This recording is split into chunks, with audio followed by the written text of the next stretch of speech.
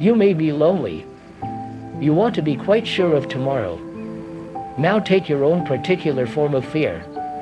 Look at it. Watch your reactions to it. Can you look at it without any movement of escape, justification, condemnation, or suppression? Can you look at that fear without the word which causes the fear? Can you look at death, for instance, without the word which arouses the fear of death? The word itself brings a tremor, doesn't it, as the word love has its own tremor, its own image? Now is the image you have in your mind about death, the memory of so many deaths you have seen and the associating of yourself with those incidents, is it that image which is creating fear? Or are you actually afraid of coming to an end, not of the image creating the end?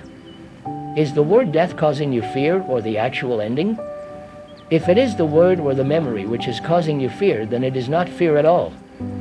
You were ill 2 years ago, let us say, and the memory of that pain, that illness, remains, and the memory now functioning says, be careful, don't get ill again.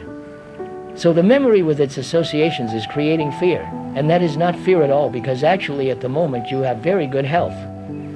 Thought, which is always old, because thought is the response of memory and memories are always old, thought creates, in time, the feeling that you are afraid, which is not an actual fact.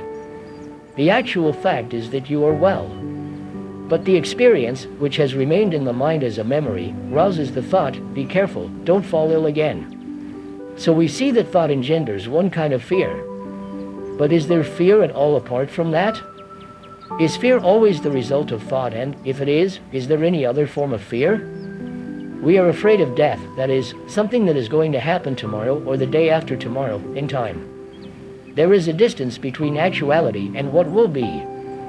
Now thought has experienced this state. By observing death it says, I am going to die.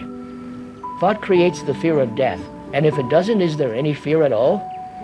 Is fear the result of thought? If it is, thought being always old, fear is always old. As we have said, there is no new thought. If we recognize it, it is already old. So what we are afraid of is the repetition of the old, the thought of what has been projecting into the future. Therefore thought is responsible for fear. This is so, you can see it for yourself.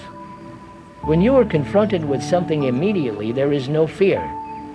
It is only when thought comes in that there is fear. Therefore our question now is it possible for the mind to live completely, totally, in the present? It is only such a mind that has no fear. But to understand this, you have to understand the structure of thought, memory, and time.